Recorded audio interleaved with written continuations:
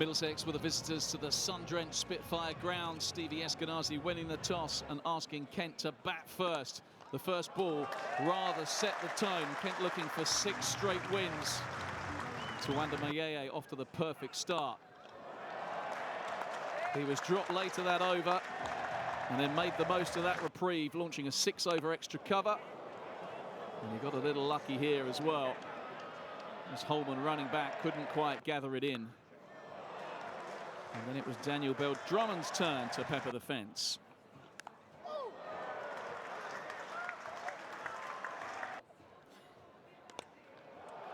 Suddenly it was raining sixes, and Daniel Bell-Drummond was to become the leading run scorer in the competition.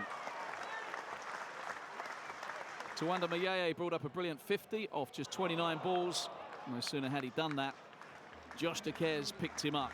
Fine contribution from the young opening batsman.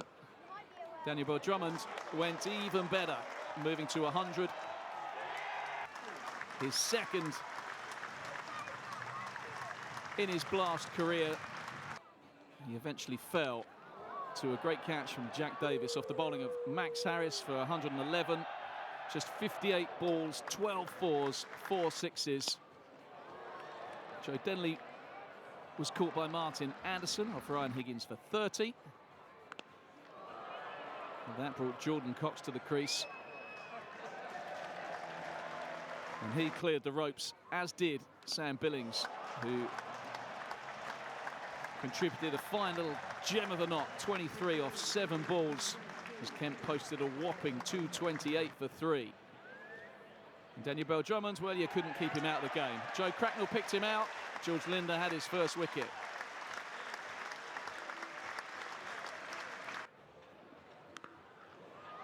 While Eskenazi and Holden were there was hope for Middlesex.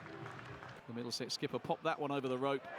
But Holden, who announced himself with a 6 and a 4, chopped on. The same fate befell Ryan Higgins. Linder had his second.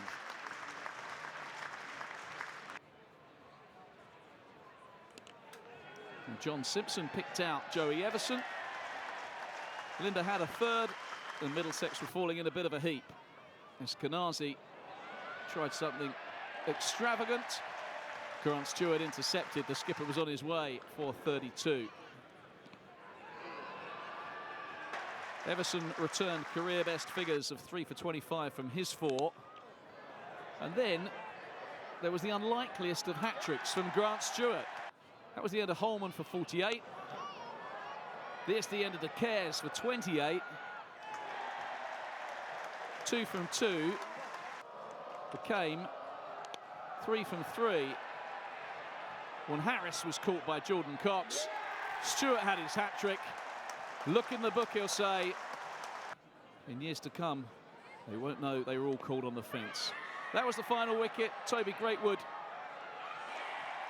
holing out to Everson off a leading edge. And the Spitfires won by 55 runs. They lost 5 on the spin. They've responded with 6 on the spin. They are into the qualification spots. They beat Middlesex by 55.